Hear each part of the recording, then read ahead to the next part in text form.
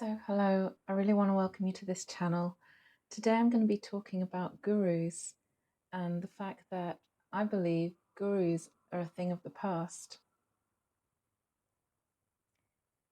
We're entering an era of no more gurus or spiritual leaders.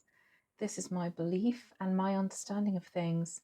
People will access spiritual information and wisdom all for themselves. They will be very capable of this, very masterful at it. And this really marks a shift or change in consciousness, both on an individual level and also the collective. Humanity so far has been through a process of very much following leadership, and this is true for spirituality as well. It's really about reliance on somebody else for knowledge, leadership, and this includes in the spiritual sense as well. Situations and systems where people turn to others who supposedly know more than them or are more spiritual than they are or have some kind of access to that wisdom. There are several problems with this. The first problem is that of fake gurus or dishonest or corrupt spiritual leaders, and here their motives are quite negative. They can be dark motives, perhaps at the most base level. This might be seeking money, power, control. So, this is quite negative, and it can even be dangerous, where spiritual leaders will do it for absolutely the wrong reasons, like money and power.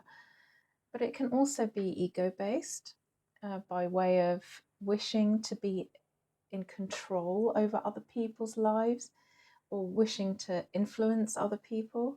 It's a kind of power play. So it isn't always the most base negative level of money and power. It could also be quite ego-based, control-based. So unfortunately, the position of being a leader or guru can attract people who are quite ego-based, and in more extreme cases, they would even be quite narcissistic or even psychopathic.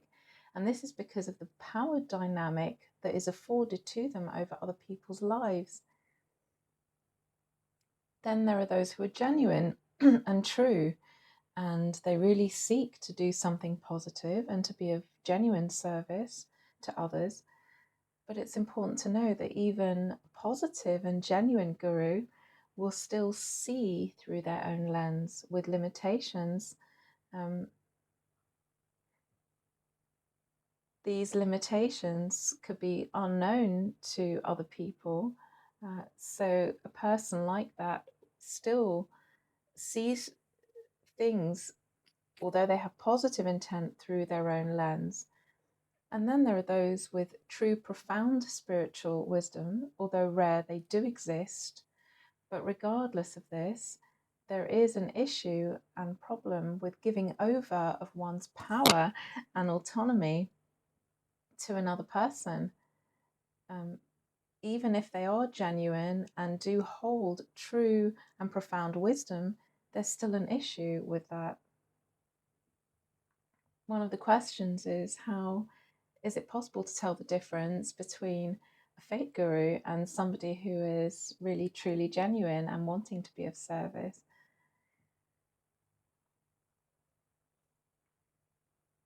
Also, even if a person has true profound wisdom, should you follow them? Should you do that? My feeling on that is that it's okay to research and to listen and gain knowledge and inspiration from people who maybe have more knowledge. There's no issue with that. But it is a problem to rely on another person and to become a follower. And this is because you give away your power. And the power of free will that's bestowed on a human being, the power to choose, is really sacred. And you're not giving it up to a higher power or to your higher power, your own soul. You're giving it up to another human being. If you would, not you, but if somebody does follow a guru or spiritual leader, they're disempowering themselves. And ultimately, you would be held accountable, that person would be held accountable or responsible for any outcome. The way that it impacts your life and it would have impact on your life, you would then have to live with the consequences. And so in that sense, you are accountable and responsible for that. You would bear the consequences for how they've influenced you and the choices that you've made. They're not going to live with that. They're not going to be accountable for it. And so it would affect your life. And there's also a wider effect of that type of influence and affecting other people in your life. So a giving away of power, and it's a shirking of responsibility. The responsibility to choose for oneself would be relinquished. And I feel like sometimes people don't want that responsibility. They want to listen to an outside source or influence. And this can be in many different ways, and spirituality is just one of those areas. But there is a sense sometimes of people, relinquishing that responsibility, but it's also a relinquishing of power. And then the person who's listening to the leader or guru has to live with the consequences. And it's quite serious, Really, that personal power and free will is a huge gift. It's a divine gift bestowed upon a person. So, don't give it away.